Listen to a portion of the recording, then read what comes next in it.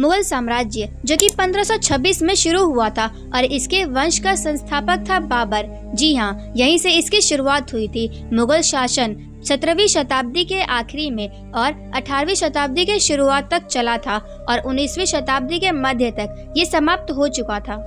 लेकिन क्या आप जानते हैं कि मुगल भारत में क्यों आए थे? कौन लाया मुगलों को भारत में? सबसे पहले मुगल भारत में आखिर आए कब और कैसे आए थे? तो आपको बता दे कि मुगलों से पहले भारत पर हिंदू और मुस्लिम दोनों राजाओं के नेतृत्व में कई राज्यों का शासन था और ये वर्ष 1526 में था जब काबुल के एक अफगान शासक बाबर ने लोधी राजवंश द्वारा शासित दिल्ली सल्तनत पर कब्जा कर लिया था और मुगल साम्राज्य की स्थापना की, जिसने धीरे धीरे पूरे देश में अपने पैर फैला लिए थे। लेकिन जब मुगल हिंदुस्तान आए थे तो उन्होंने काफी वर्षों तक हिंदुस्तान पर राज किया। लेकिन क्या आप जानते हैं कि उनका ये शासन हिंदुस्तान पर आखिर कब तक रहा?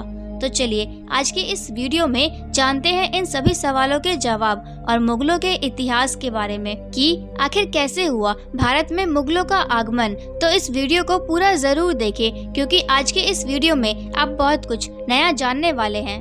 तो चलिए बिना देरी किए इस वीडियो को शुरू करते हैं।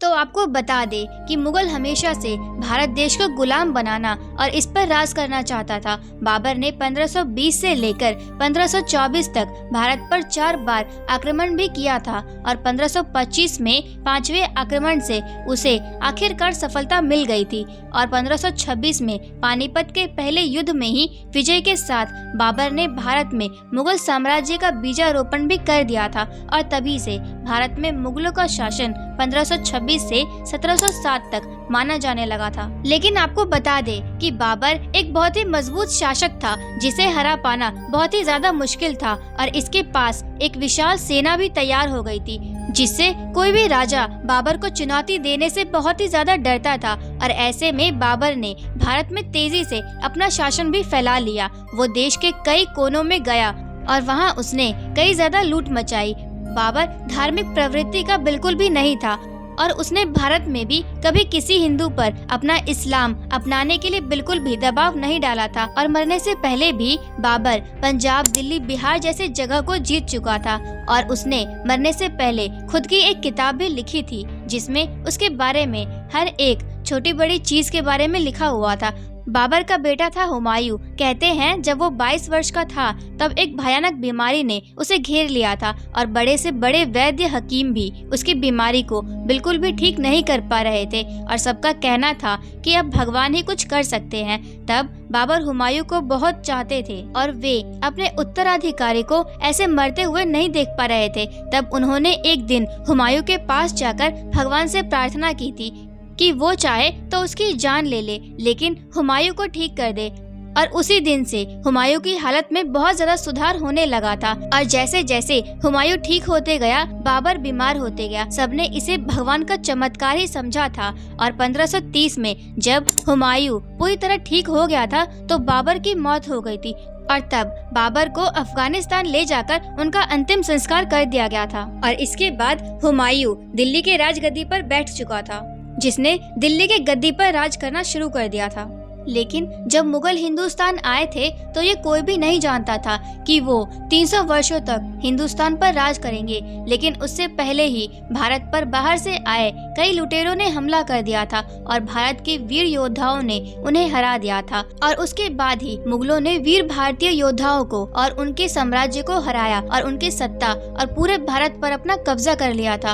और इतना सब कुछ हो जाने के बाद भी मुगलों ने भारत पर अपना वर्चस्व भी कायम कर लिया था।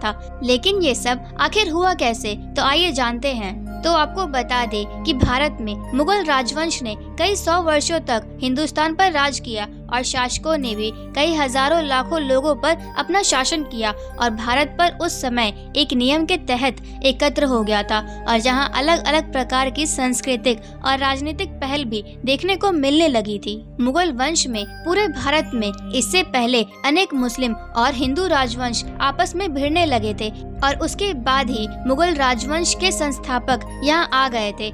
जिनमें से एक था बाबर, जो कि तैमूर लंग का पोता था और गंगा नदी की घाटी के उत्तरी क्षेत्र से आए एक विजेता, जो कि चंगेज खान थे, जिसने खैबर पर कब्जा करने का निर्णय ले लिया था और आखिर में पूरे भारत पर अपना कब्जा कर लिया था। लेकिन ये जानना और भी जरूरी है कि भारत में मुगल साम्राज्य की स्थापना कब और किसने की और उनके कितने सम्राट रहे हैं, जिसे जानना भी बेहद जरूरी है। तो आपको बता दे कि इसके इतिहास में सबसे पहला नाम आता है बाबर का। बाबर ने ही भारत में मुगल साम्राज्य की स्थापना की थी और वो पहला मुगल सम्राट था। बता दे कि बाबर ने ही 1526 में हुए पानीपत युद्ध में लोधी वंश को हराकर भारत में मुगल साम्राज्य स्थापित कर लिया था और इसी युद्ध के बाद दिल्ली सल्तनत का भी अंत हो गया था और तब बाबर ने दिल्ली और आगरा पर पूरी तरह से कब्जा कर लिया था। बता दे कि बाबर ने ही भारत पर 5 बार हमला भी किया था और 1519 में यूसुफ जई जाति के खिलाफ भारत में अपना पहला संघर्ष भी छेड़ा था और इस अभियान में बाबर ने बाजार और भेरा को अपने कब्जे में भी कर लिया था, जो कि 1526 से लेकर 1530 तक चला था। और उसके बाद चला हुमायूं का शासन। हुमायूं दूसरा मुगल सम्राट था, जो कि 23 साल की उम्र में ही मुगल सिंहासन पर बैठ गया था। हुमायूं और शेरशाह के बीच हुई कन्नौज और चौसा की लड़ाई में शेरशाह ने हुमायूं को पराजित कर दिया था, जिसके बाद हुमायूं भारत छोड़कर चला गया था और उसके बाद ही हुमायूं ने 1555 में सिकंदर को पराजित करके दिल्ली का राज सिंहासन संभाल लिया था। आपको बता दे कि हुमायूं ने ही हफ्ते में 7 दिन अलग अलग रंग के कपड़े पहनने के नियम कानून भी बनाए थे, जो कि सबको अपनाना पड़ा था। और उसके बाद ही 1556 से लेकर 1605 तक अकबर का दौर शुरू हुआ। बता दे कि हुमायूं की मृत्यु के बाद उसके पुत्र अकबर ने मुगल राजगद्दी संभाल ली थी और 14 साल की उम्र में ही अकबर को मुगल बना दिया गया था। उसके पिता के मंत्री बैरम खान उनके संरक्षक रहे थे और अकबर को मुगलों में सबसे ज्यादा सफल सम्राट माना गया है। मुगल सम्राट अकबर के शासनकाल में मुगल साम्राज्य की एक नई शुरुआत हुई थी और हल्दी घाटी के युद्ध में अकबर को महाराणा प्रताप ने कड़ी टक्कर भी दी थी और अकबर की हार उसमें पूरी तरह से निश्चित थी, मगर अपनों के गद्दारी के चलते ही महाराणा प्रताप ये युद्ध हार गए थे और इसके दौरान ही भारतीय उपमहाद्वीप के ज्यादातर हिस्से पर मुगल साम्राज्य ने अपना विस्तार कर लिया था। आपको बता दे कि अकबर ने पंजाब, दिल्ली, आगरा, राजपुताना, गुजरात, बंगाल, काबुल, कंधार में अपना साम्राज्य पूरी तरह से स्थापित कर लिया था और अकबर के शासनकाल के दौरान ही आगरा किला, बुलंद दरवाजा, फतेहपुर सीकरी और हुमायूं का मकबरा, इलाहाबाद किला, लाहौर किला और सिकंदरों में उनके खुद के मकबरे समेत कई वास्तुशिल्प कृतियों का निर्माण भी कर दिया गया था और अकबर का अपना धर्म दीने इलाही था।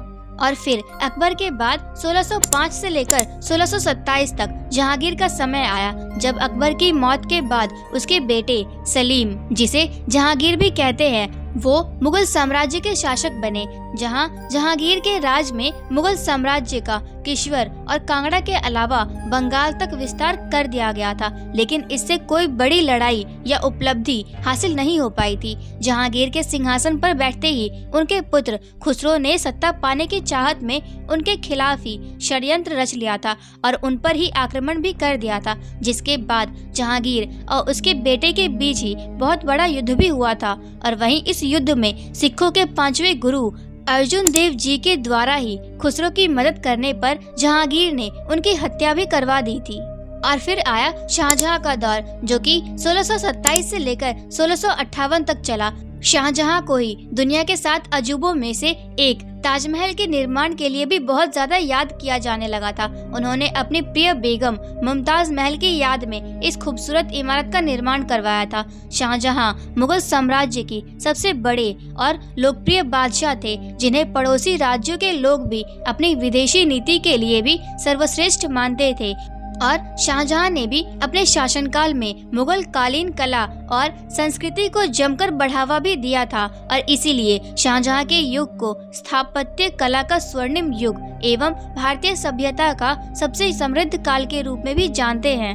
और वहीं शाहजहां को जीवन के अंतिम दिनों में ही उनके क्रूर पुत्र औरंगजेब द्वारा आगरा के किले में ही उन्हें खुद बंदी बना लिया गया था। लेकिन इस लिस्ट में सबसे ज्यादा जाना जाने वाला एक और नाम भी शामिल था। जी हाँ, तो आपको बता दे कि सबसे ज्यादा जाना जाने वाला वो नाम है औरंगजेब। औरंगजेब ने ही अपने पिता शाहजहां को कई सालों तक बंदी बनाने के बाद मुगल सिंहासन की राजगद्दी पर बैठ गया था और औरंगजेब मुगल वंश का इकलौता ऐसा शासक था जिसने 49 भारत पर राज किया था और औरंगजेब ने ही अपने शासनकाल में भारतीय उपमहाद्वीप के ज्यादातर हिस्सों पर भी अपने साम्राज्य का विस्तार भी बहुत ज्यादा कर लिया था। औरंगजेब ने अपने शासनकाल के दौरान ही कई लड़ाइयाँ भी जीती थी, लेकिन वो मराठा साम्राज्य के संस्थापक छत्रपति शिवाजी महाराज से बुरी तरह ये लड़ाई हार चुका था।